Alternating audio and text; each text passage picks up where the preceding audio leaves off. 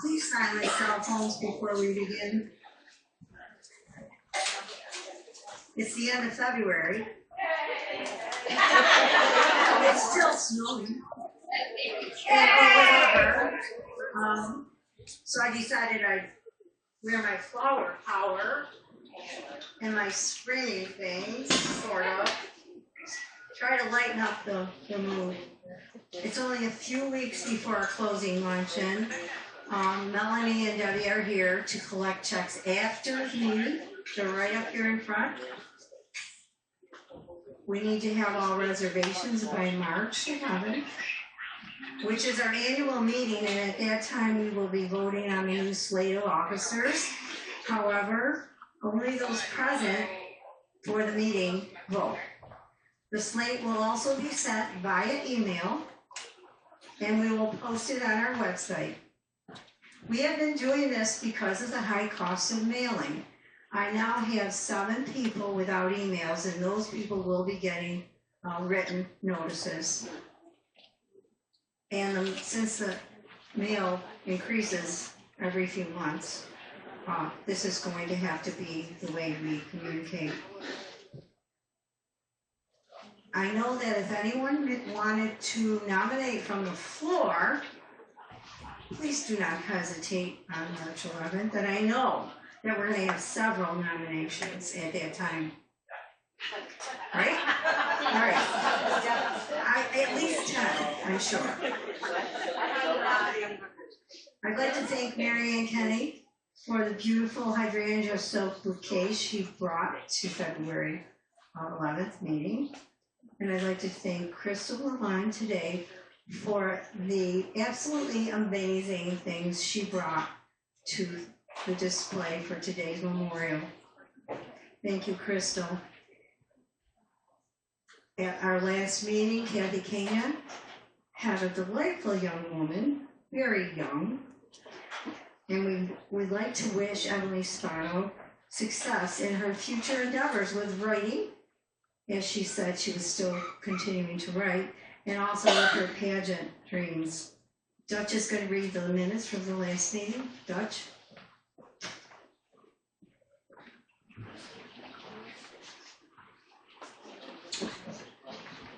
Good morning, everybody. Good morning.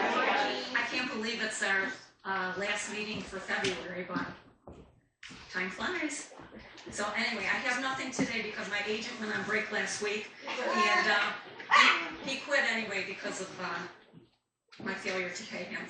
So I told him once I get a raise here, then I will pass it on to him. So anyway, these are the minutes from February 11th, 2 weeks ago. President Joan Lowry called the meeting to order at 10:30 a.m. at the Beaches Manor. She then thanked the following members: Nancy Peake for the February 4th memorial display, Mary Ann Kenny for today's beautiful memorial display, and music chair Suzanne Abram for arranging last week's informative program on piano restoration by Doug Krause. She also stated that board positions for the 2026-2028 season are being filled, and thanked those members who have stepped up to help the club. Secretary Glenda Alvarez read the minutes from the February 4th meeting. With no additions or corrections, a motion to accept was made by Melanie Spinelli and seconded by Cindy Del Piano. Motion passed. Debbie Mishlinsky, one of the co-chairs for the closing reception on March 19th, updated the membership with, quote, bruncheon, unquote, details. Payment of $32 can be mailed to Melanie Spinelli at her home address or brought to a regular meeting. Deadline for reservations is Wednesday, March 11th. And I really think that Debbie and Cindy should get together and do like a comedy routine.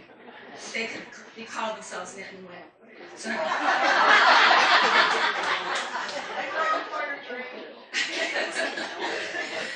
Kathy Kenya, Literature Chair, introduced today's speaker, 16-year-old Emily Spano from Rensselaer, New York, who impressed the membership with her enthusiasm, personality, and poise, as well as her multitude of accomplishments. In 2024, she wrote her first children's book, Milo and Luna, Standing Out and Fitting In, which was inspired by her mother, an instructor at the New York State School for the Deaf. There you go. Her latest book of poetry, In the Beginning She Had Everyone, paid tribute to those people, moments, and experiences that have helped to shape her life. Besides being an author, Emily is an entrepreneur who owns and operates the Tasty Crown Bakery, which helps to subsidize her interest in pageants as well as her other pursuits. This endeavor led her to the Young Entrepreneur Academy at Mohawk Valley Community College, which resulted in her winning a full scholarship to MVCC upon graduation from high school. We followed her journey through numerous pageants and involvement with various local organizations. All in all, her future is definitely a bright one, and we look forward to hearing about her successes in the years to come. President Lommery thanked Emily for her interesting presentation and announced that the next meeting, scheduled for February 25th, will be current topics with guest privileges. A motion to adjourn was made by Linda Berry and seconded by Renee Swider. Motion passed. Respectfully submitted, Glenda Alvarez, Secretary.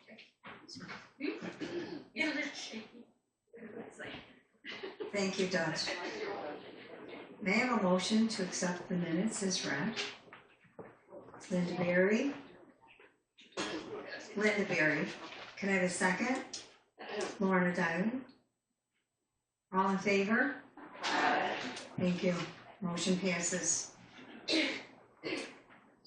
Sally Hinman is going to introduce the new slate of officers. Sally?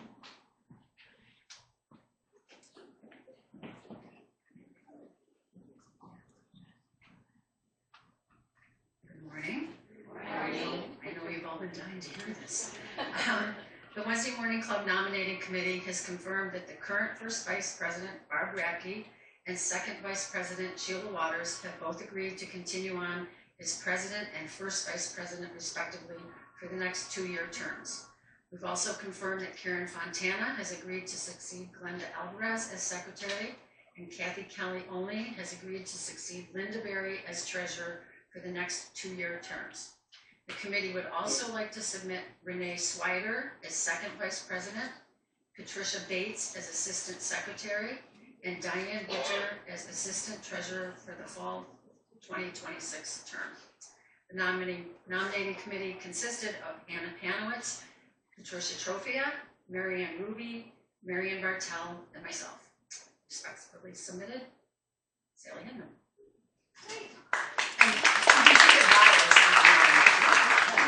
Just kidding.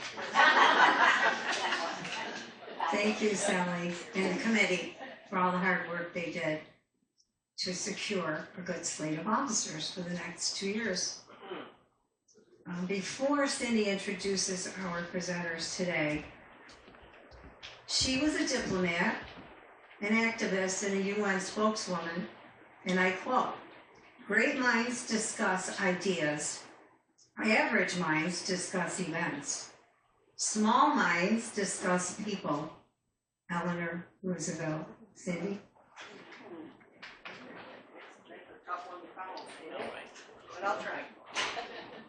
Good morning, everybody. Good morning. Before I introduce our presenters, I just want to say this is my last presentation, and it was a lot of fun. And I thank Joan, Barb Radke, and the ladies I served with that were chairs of the other committees, and the general chair, Diane Butcher, my beautiful cousin Roseanne Mastrangelo, Kathy Kenya, Debbie Myslinski, the other half of NIT, and Carla Till, and Susie Abreu, that's Susie with a Z.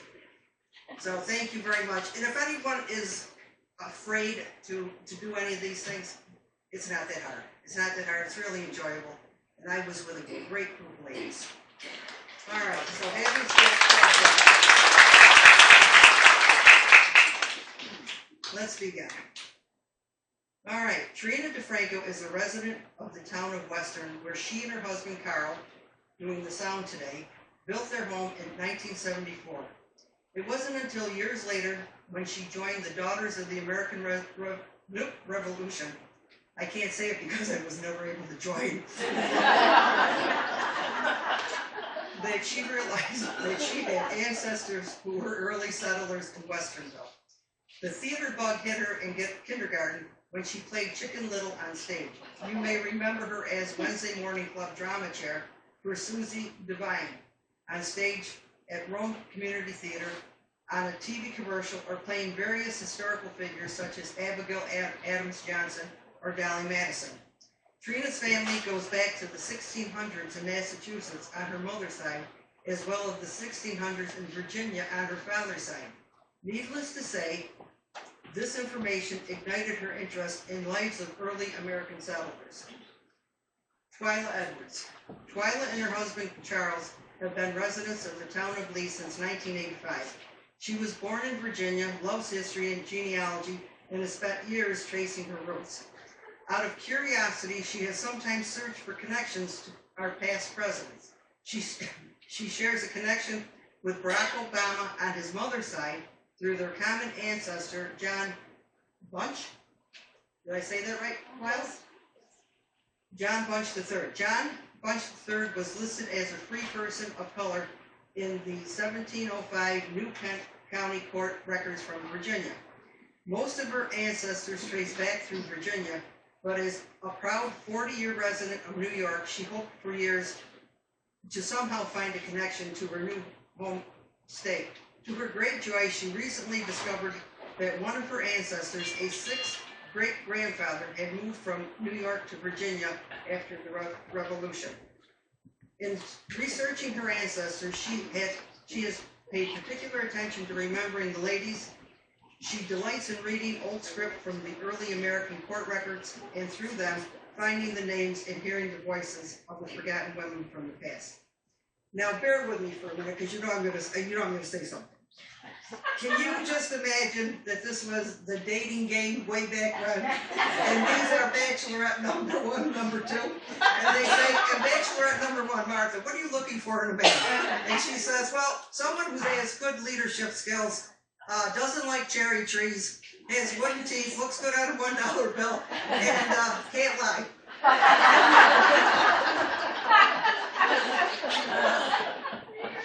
It is my pleasure to bring the first ladies up to stage. Twyla.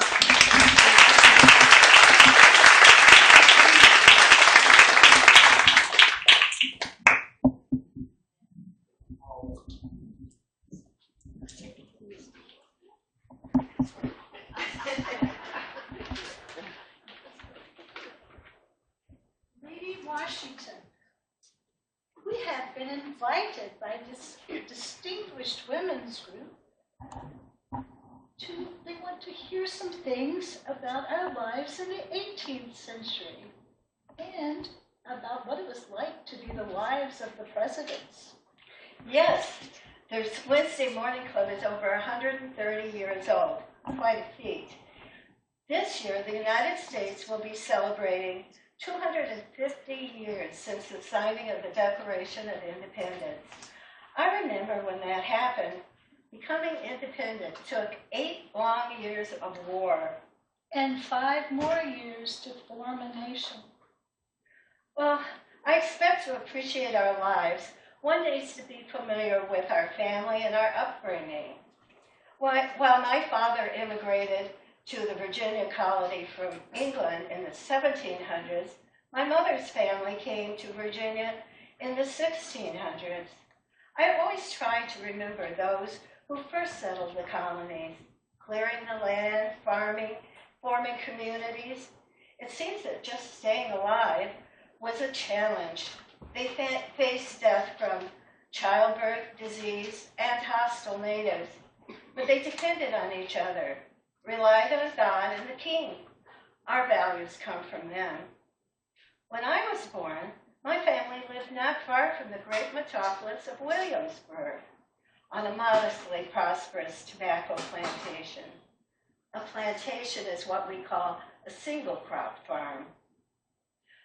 Ours was of average size. Father planted the land and served as New Kent County clerk. My family members were loyal subjects of the King of England. Of course, so was I until the Revolution occurred. In those days, we called it the cause. People became quite divided. Their belief in God got them through challenging times. Martha, I descend from the original settlers of the Massachusetts Bay Colony, quite a distance from your Virginia colony. I was raised in a prim and proper New England family who believed in faith, education, and civic duty. My father, William Smith, was Harvard-educated minister. and he was minister in the town of Weymouth, where I grew up. Upon marrying my mother, Elizabeth Quincy, he greatly raised his station in life, as her family was considered like royalty in Massachusetts. Now, I was the second of 4 children. Mother was quite strict, but loving and protective, and she often feared for our health. Her fears were not without cause, as I was often sick as a child. But when in good health, I was considered quite spirited and caused my mother much aggravation. Grandmother Quincy would often reassure her during those times by reminding her that wild colts make the best horses. Our Quincy grandparents lived fairly close by. When my mother's patience especially wore thin, she would send me off to be with grandmother Quincy for a few days. And there I learned much about growing herbs and folk medicine. From my grandfather, Colonel John Quincy, I learned about civic duty and the aspirations of the colonists to control their own destiny and to have the freedom to do so. My father owned some property, and we were considered somewhat wealthy, at least enough to live comfortably, but without pretense. Our home was quite modest. My father hired slaves, tenant farmers, and servants who helped run the house and the farm. Oh, our family didn't have a lot of help, only about a dozen slaves. They mostly did the outdoor work. Mother taught us how to do everything needed. She always said, the key to being happy is to be busy as a bee, cheerful as a cricket, and steady as a clock. Indeed. Well, by the time we were 10, we could help cooking and cleaning. Oh, I loved helping with the little ones. At that time, we made our own lye soap and cleaning supplies, as well as herbals. I learned the skills needed to run an 18th century household. I can preserve meats and vegetables, make clothes, and even cloth. There was always something to darn or knit or sew. I didn't know at that time that my ability to do these things would make me not just a suitable wife, but would become vital during the American Revolution. In order to find an appropriate match and take our place in society, Mother made sure we had the proper social graces. I had stays in my clothing from the time I was 5 years old, just to encourage posture. As I grew older, I learned tasteful dressing, fine needle-pointed embroidery, and had lessons in conversations. My education was probably superior to most ladies of the time. One of my most important lessons was dancing. We were Germans, we just loved to dance. They're the social events that keep the community together. It wasn't as important for a young girl to read or write as it was to learn graciousness.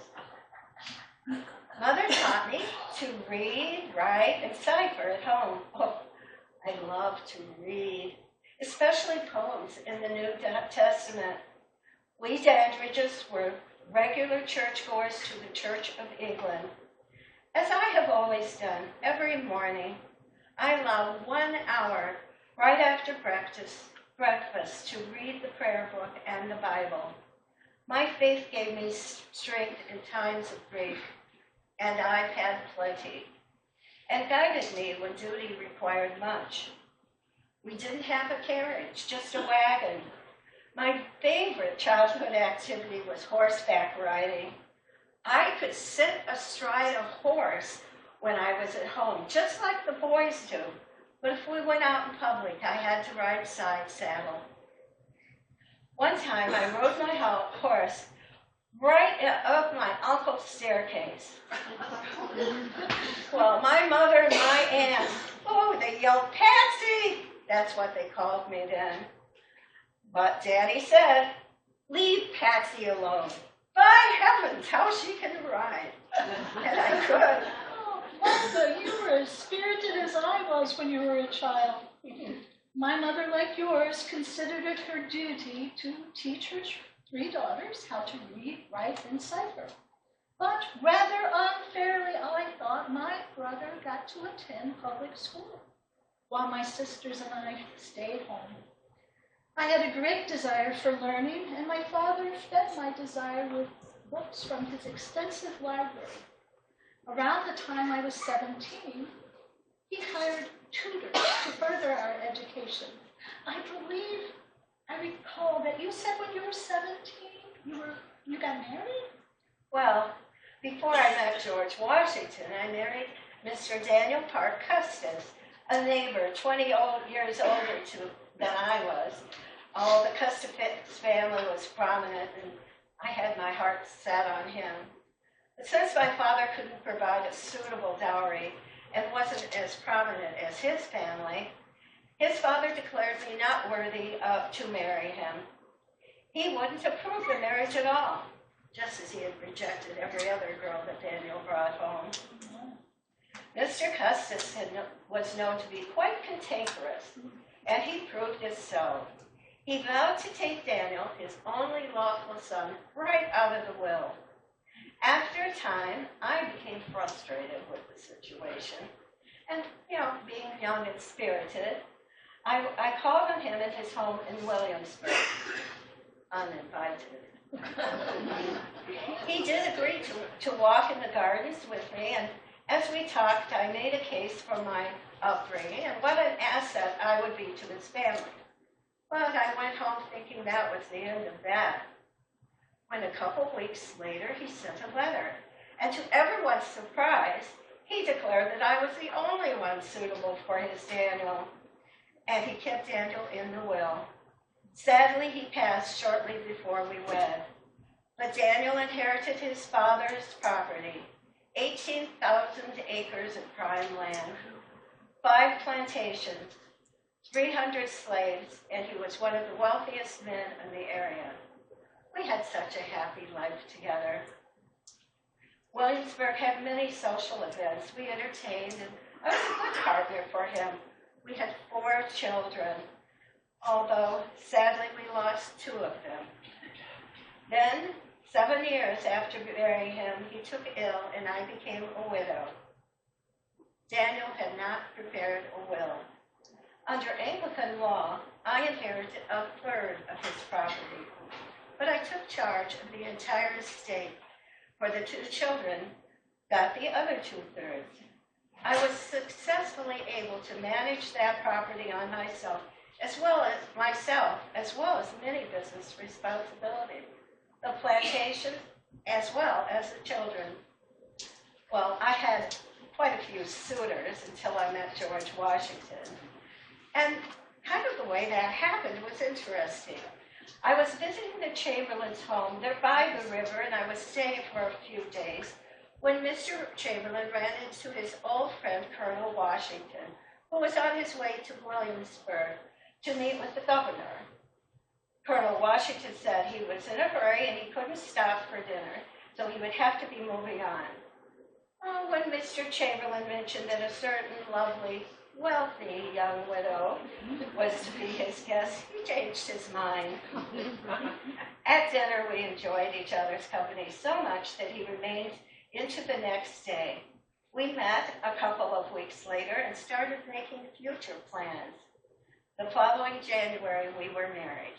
I'm so glad fate brought you guys together. Oh, yeah. Fate also placed a part in my life. One of our tutors had begun courting my older sister, and the Harvard-educated lawyer, John Adams, started tagging along. I think he found me curious, as I did not hesitate to offer my opinions and participate in conversations, which his male friends might have found beyond a female reasoning. Between visits, we began a correspondence that only increased our affections. I called him my dearest friend, and he called me Miss Adorable. Though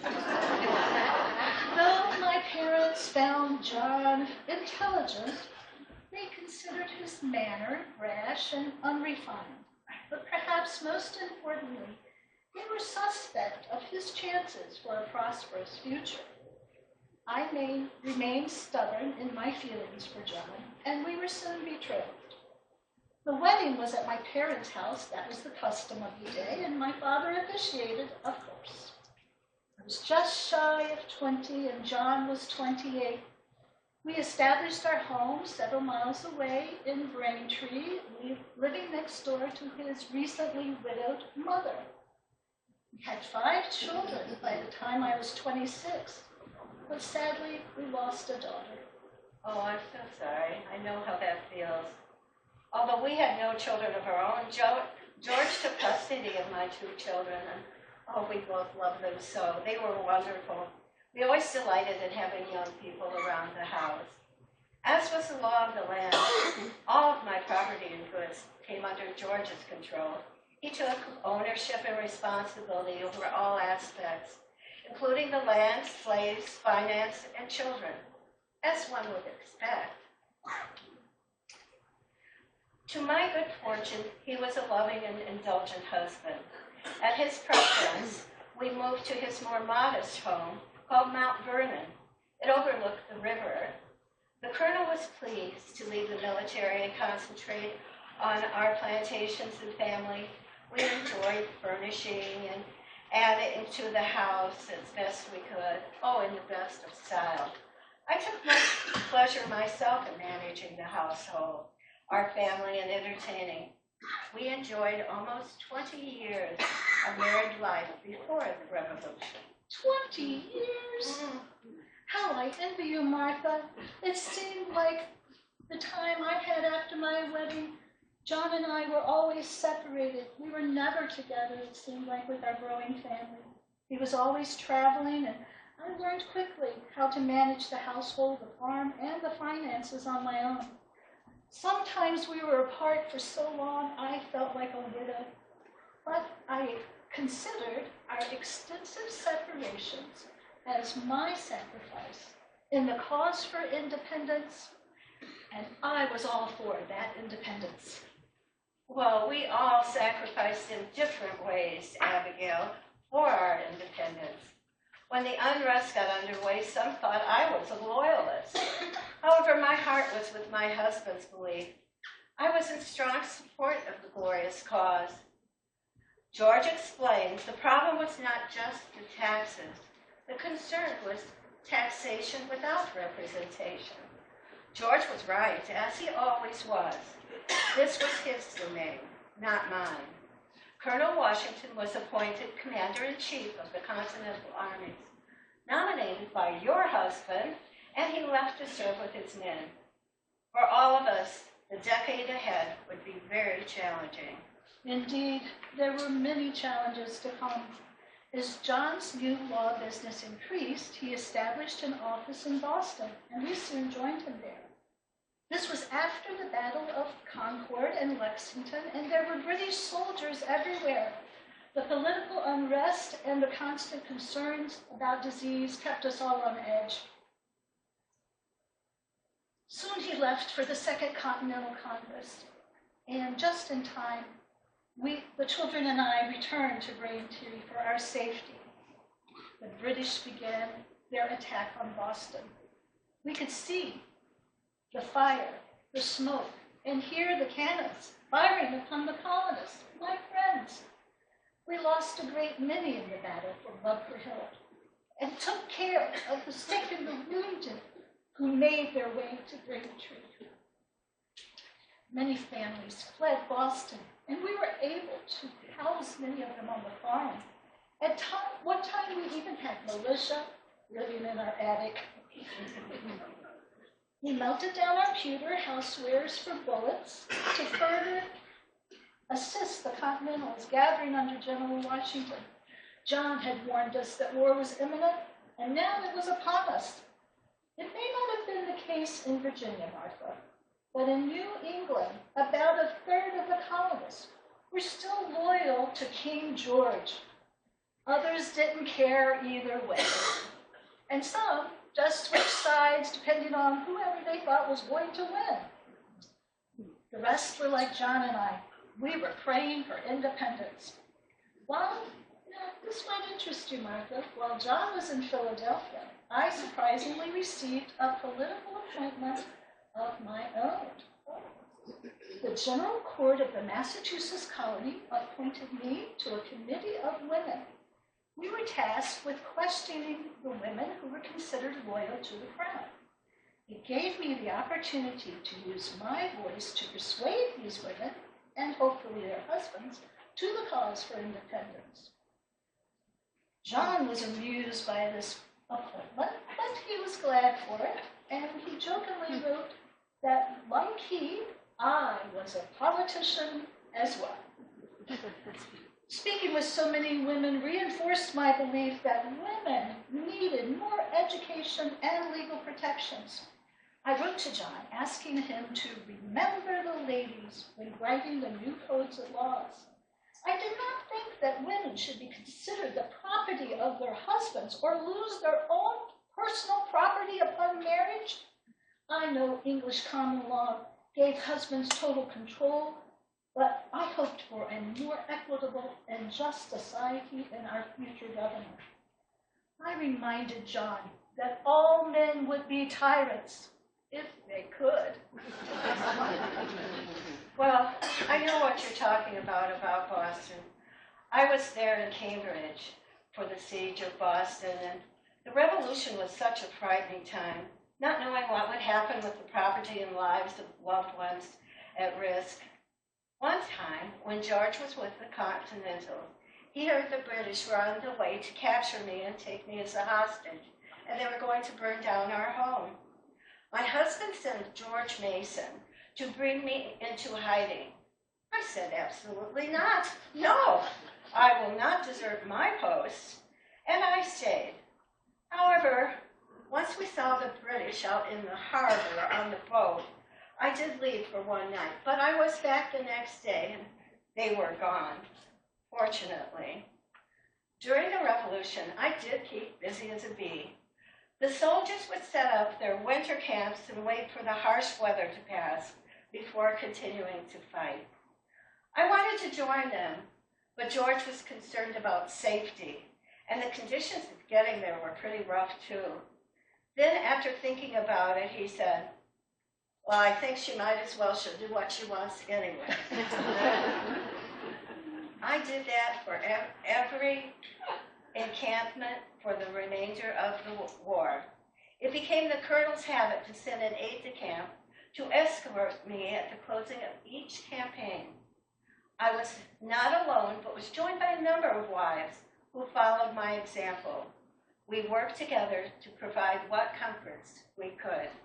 The colonel felt it helped to keep the men enlisted and to provide a brave defense. Our arrival always boosted morale. I'll never forget how the soldiers greeted us as we entered. They would form a line and cheer and yell, God bless you, Lady Washington. Oh, they called it shouting in Lady Washington.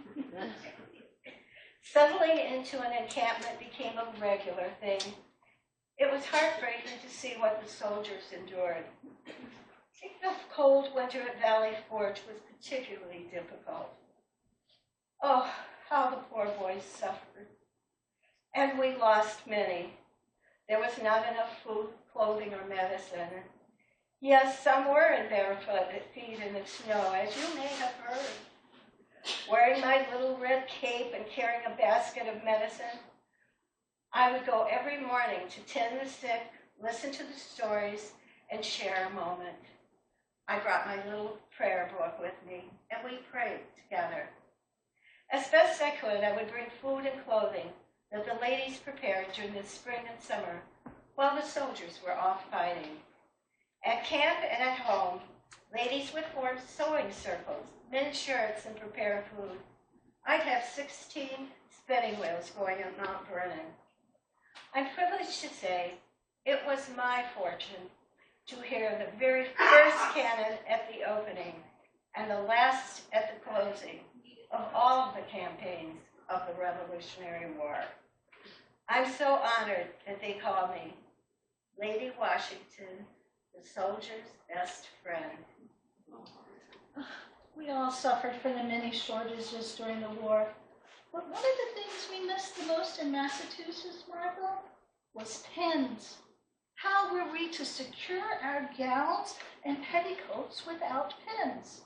Or be able to expand our garments when needed due to family circumstances? After I wrote to John requesting pins, he sent several bundles to our home, and I formed an idea. Our friends and neighbors also had a need for pins, and I realized I could make a small profit, some pin money for our family.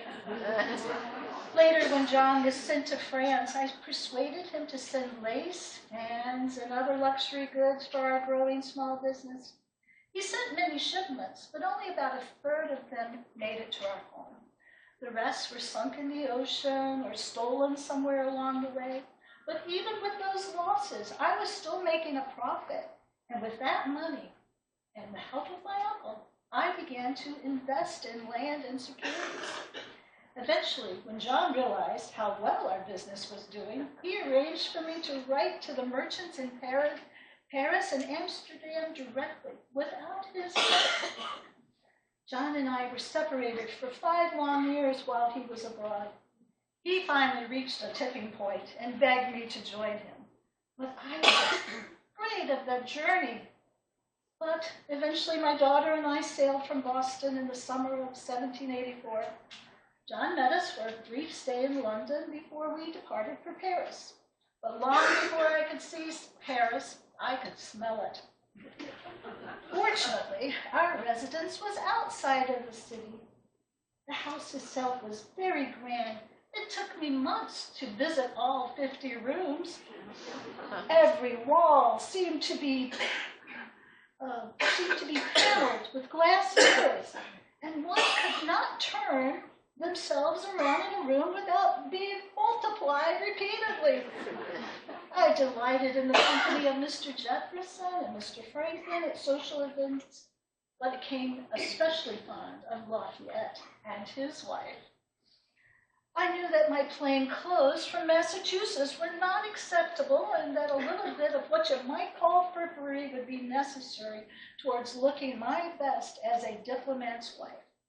As you may have heard, to be seen as out of fashion in France is more criminal than being seen without clothing, to which the Parisians are also not averse. The business of life in France is pleasure. The theater, the ballet, the opera, they were astonishing. I had never seen such things. But Martha, what astonished me the most was that women were allowed to attend these public performances unescorted and without any concern for their reputation. And I did so frequently. The wonders of Paris sadly ended after 9 months.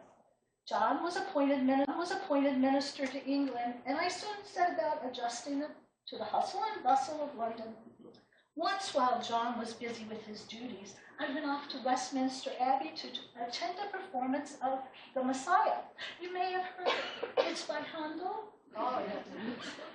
The music was sublime, and I would have fancied myself amongst the heavens if it had not been for a very troublesome female who sat directly behind me and could not stop gossiping.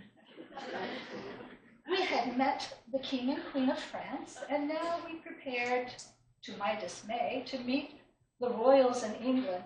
I can't say that I was much impressed with either King George or Queen Charlotte. It seemed apparent that they were having some difficulty accepting that the colonies were now the United States of America. The war was over, and John had tired of diplomatic service, and he hoped to retire to our home in Braintree. We had enjoyed the years together in Europe without a separation and did not wish to be separated anymore. But for the next 12 years, as you know, Martha, John's duties in America again kept us apart. Well, like you, after the Revolution, we were hoping to settle back at Mount Vernon, but it was not meant to be. George accepted the request to be the first president of the United States. I must admit that I had my heart set on returning to a peaceful life. But despite my discouragement, he agreed to become president. I was not happy and did not go to that first inauguration. However, I do believe in duty and in George. And I took my time, and in May, I finally made my way to the home we were occupying in New York. As I approached, I realized that, like George, I was now a public figure. I found my time as First Lady constricting, as whenever I went in public, I was scrutinized. I understood that I was setting a standard of behavior for future wives, but I did refer to those years in that position as my lost years. My life was taken entirely over by the responsibilities. I try to like all that surrounds me, but I found New York, the first capital, a bit overwhelming. Still, I was determined to be appreciative, kind to others, and happy.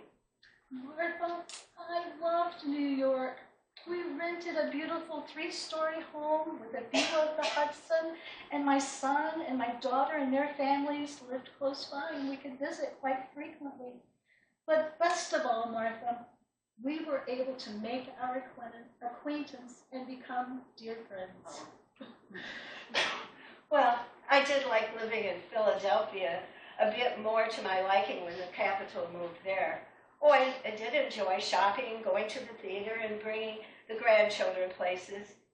It seems to me that the greater part of our happiness or our misery depends on our disposition and not on circumstances. We carry the seeds of one or the other wherever we go. As time went along, I found the business of being President's Lady was much like running a plantation.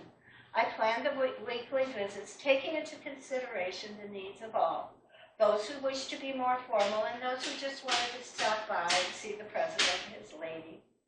I had some steadfast requirements, though. Certain days were more formal, no controversial politics at social events, and the President must go to bed at 9 o'clock. By the end of the second term, the old man was ready to hand the country over to your husband's capable hands, and I to place the position of the President's Lady into your fitting arms. Although some wanted him to continue, it was appropriate that for the first time, the President peacefully gave up his power, not from king to son, but elected president to elected president. Martha, the thing I treasured most about those years was your friendship. I was very grateful when you were able to attend John's inauguration, as I was still at home attending to John's dying mother. You and George were a hard act to follow. You know how I dreaded the presidency. The personal attacks upon John and I were relentless. I was often vilified for the counsel and support that I provided John, even though he requested it. At times I was mocked as Mrs. President, and I came to realize soon that Mrs. Adams of Quincy, Massachusetts might be able to speak as she chose, but that Lady Adams, the president's wife, needed to choose her words much more carefully. Of course, John and I were well-liked still in Massachusetts, and I must admit, I found a wee bit of pleasure and quite a lot of amusement upon hearing that the men of Boston would accept no other than Lady Adams as president if John Adams were to die while in the presidency. Can you imagine that, Martha? When we arrived in the new capital of Washington, we found that the president's house left much to be desired. The house was unfinished. The plaster was still wet. It was so large it was impossible to heat. You may have heard that I hung my laundry in the enormous East Room.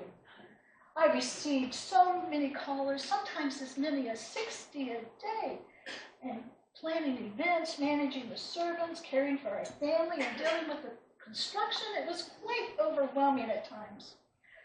My memories of the final months in Washington are often filled with sadness. The passing of your husband, George, allowed me to leave the city for a while to visit with you at Mount Vernon. And I appreciate that. Thank you. And after a few months, we lost our son, Charles, and had to take in his wife and his 2 daughters. And I felt John's pain deeply when he did not achieve a second term. The campaign against Thomas Jefferson, as you know, had been highly contentious, and we retreated to the large home we purchased in Quincy called Peacefield. Well, we both welcomed the return to Mount Vernon in 1797 when the old man left office. The thought of being back to the pleasant duties of a Virginia housekeeper warmed my soul. The joy of retiring together was short-lived, as Washington caught a deadly cold while riding in the rain. In his final moments, he said to me, "Death is a debt we all must pay, and no man returns from that country. 'Tis well." And he was gone to our Maker. He died 2 years after retirement. Then the country asked one more thing of me. Would I allow George to be moved to our family plot, from our family plot at Mount Vernon to Washington? I replied, taught by great example never to oppose my private wishes to public will. I consented to the request made by Congress. And doing this, I said that I cannot say what a sacrifice of individual feeling I make for the sense of public duty. In the end, Congress abandoned the plan, and George's body remains at Mount Vernon. I spent my last 2 years quietly at home, where I caught a fever in May of 1802. I had all the private letters between George and I destroyed, and I passed away quietly at the age of 71. 'Tis well. Martha, many made their way to Quincy to meet the living legend, John Adams, one of the last remnants of our nation's formative years. John and I spent our time corresponding with friends and reading to each other.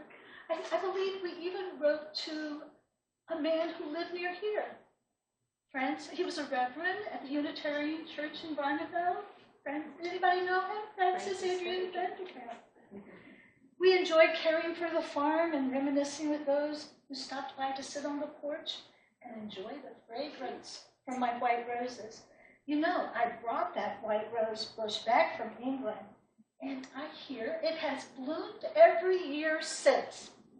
For many years, we had provided housing and monthly stipends to our relatives during hard times. But despite our efforts, it seemed my own daughter, as well as my nieces, granddaughters, and daughters-in-law were often left destitute by the financial decisions of their husbands. But I had a plan. Though it was not allowed under the law, I decided to write a will, and I did. With my pen money and my investments, I had accumulated over 4,000 pounds. I set up a group of pensioners to receive the funds upon my death, and the pensioners were all women. I desired to make a difference in their lives and left those funds, along with my jewelry, enormous wardrobe, and other valuables, to the 21 women closest to my heart. After 54 years of marriage, I believe sincerely that my dearest friend, or Mr. President, as I now called him, would honor the wishes of Miss Adorable upon my passing. And he did.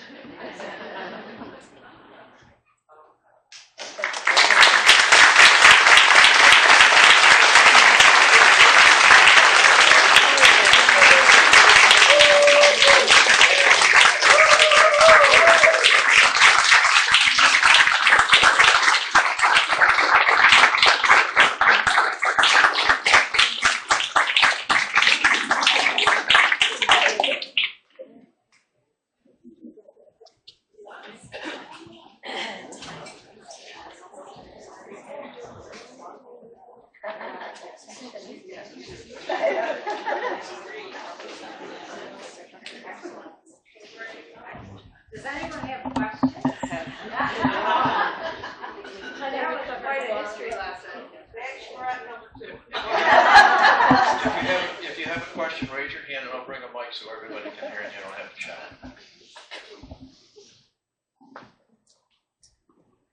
When do you plan to take it on the road?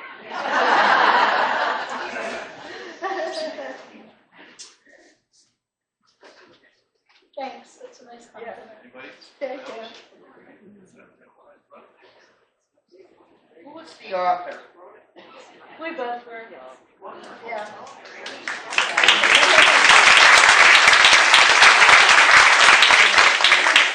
Linda, we read many books, and I think we've been working on this for a couple of years, it seems like, but just writing it was very difficult. There were so many things we wanted to include. There was so much more that could be included in so many areas of discussion, and they were such totally different characters and were 14 years apart in age. So they were almost like a different generation coming along. And so we hope that you understood that Martha's feet were still back in the old history.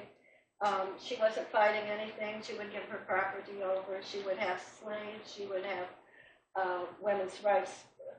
Wouldn't be a discussion she would have. But she was deeply loved people, and everybody loved her.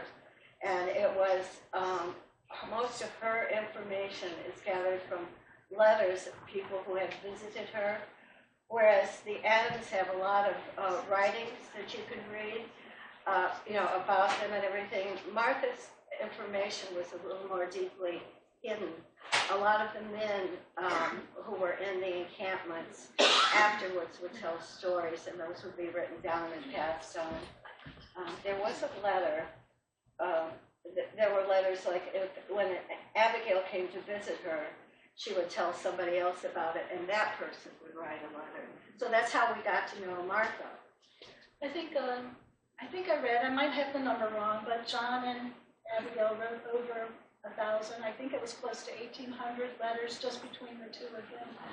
But one of the most fascinating book I read was about what she wrote to her sisters, and that's where I got a lot of the stuff about France.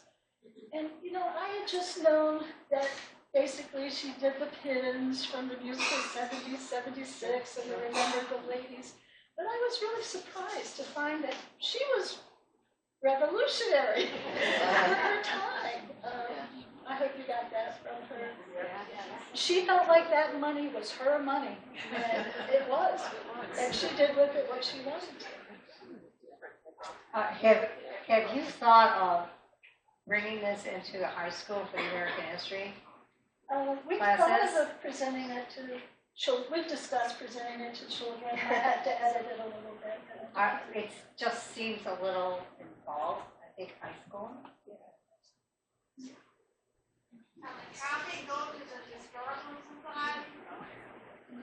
We'll wait for an invitation. I'd offer it. Abigail? Well, I did do a little research this morning because I wanted to say something about the Bachelorette. And I read something that kind of interested me. Is it true that, Abigail, you had quite a relationship with Thomas Jefferson? I was infatuated with the man once I met him, and I enjoyed his company.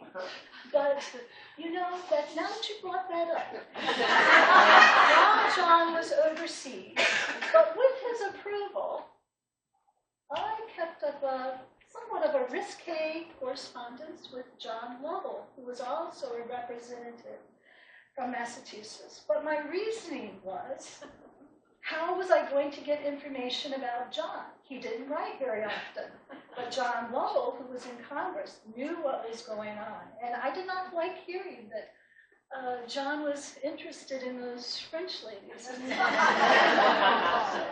John Lovell became a great correspondent. He was married, as I was I. Over here. Well, I have a question. Where did you find all the letters that you were able to research and read? The book called The Unexpected Abigail Adams refers a lot to her letters to her sisters. It's by an author named John Smith, I believe. He's in Tampa, Florida.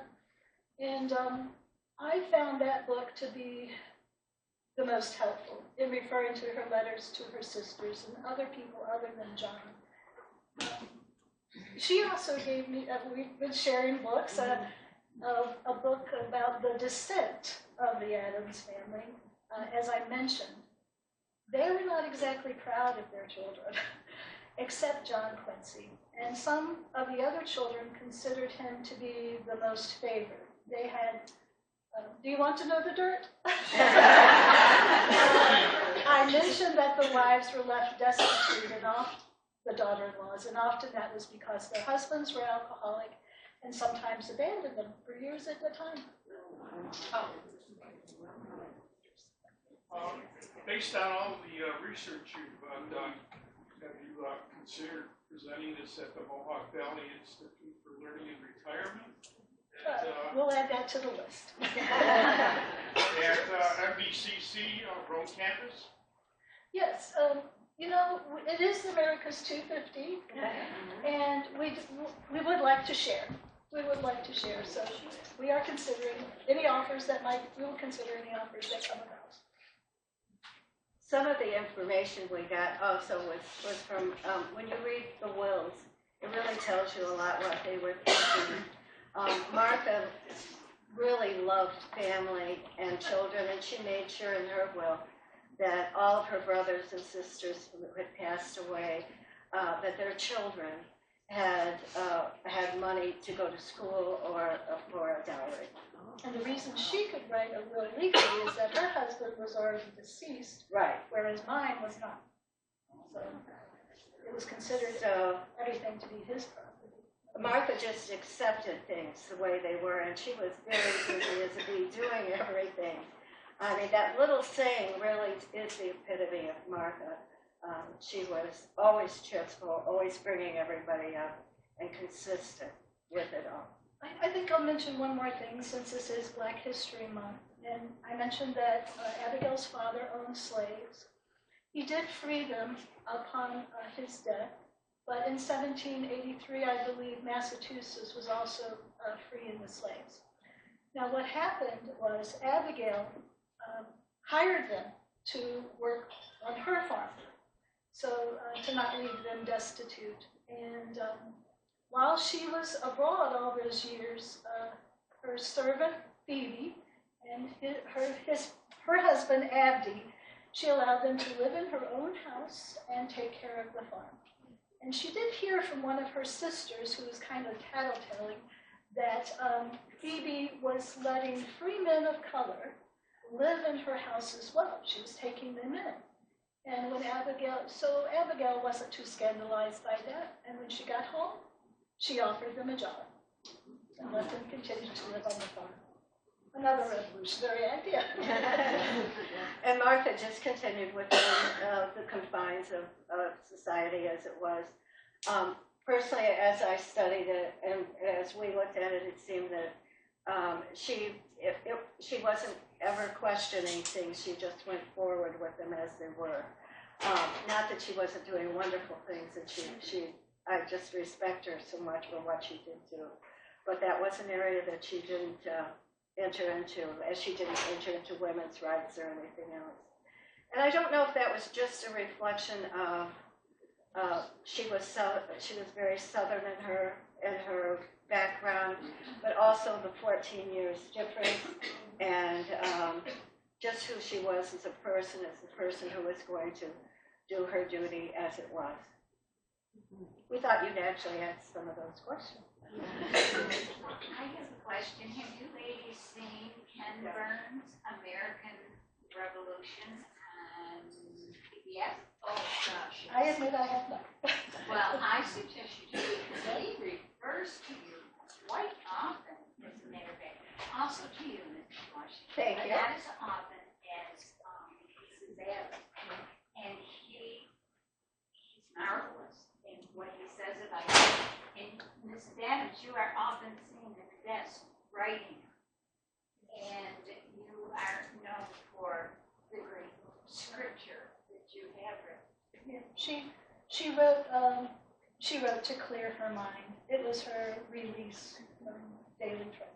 I suggest everyone watch it because it was fantastic. It is. I do admit, I recorded it and I hoped to watch it and it never came to pass. Right now there are so many good series you could see. I had mentioned to her The Sons of Liberty, which is about that time in Boston. Sorry, I got emotional during that part, but partly it was because of that show, The Sons of Liberty. It really shows how they were afraid for their lives in Boston with the British there. Thank you again.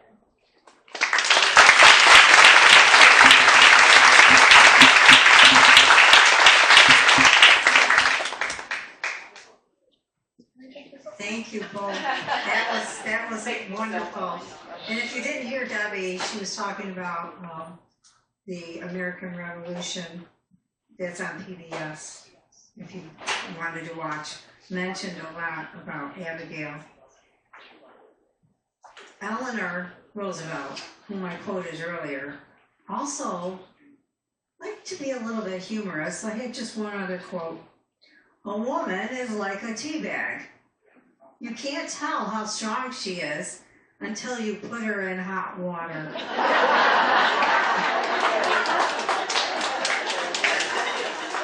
May I have a motion to adjourn? Marge Palmer.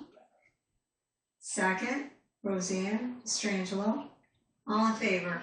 Aye. Motion carries. See you next week.